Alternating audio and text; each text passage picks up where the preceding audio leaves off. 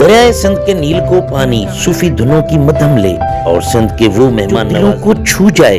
سکھر میں آج ایک ایسی شام سجی جو عالمی مہمانوں کے لیے ہمیشہ یادگار ساہتا میراتھن شرکت کے لیے دنیا کے 10 ممالک سے آنے والے 28 غیر ملکی اعزاز میں چیئرمین ڈسٹرکٹ کونسل سکھر سید کمل حیدر شاہ کی جانب سے ایک پروقار عشائیے اور روح پرور صوفیانہ محفل کا خصوصی اہتمام کیا گیا۔ سے قبل غیر ملکی کھلاڑیوں کو لب میران سے پھیری کے ذریعے دریائے سندھ کا تفصیلی دورہ کروایا گیا۔ ہزاروں سال پرانی تہذیب، تاریخ اور سندھ کی ثقافتی پہچان مہمانوں کے ساتھ زندہ تصویر بن کر ابھری۔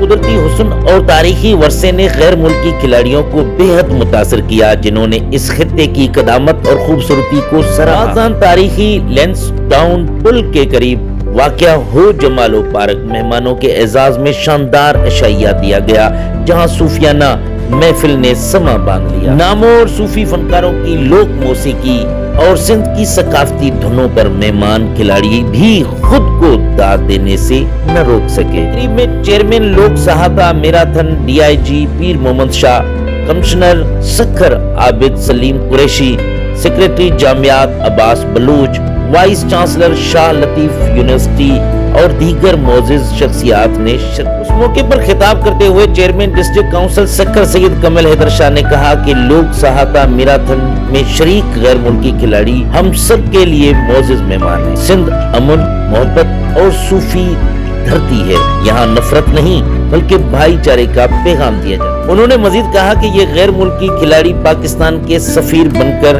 دنیا کو بتائیں گے کہ پاکستان ایک پرامن، خوبصورت اور ثقافت سے مالا مال ملک ہے۔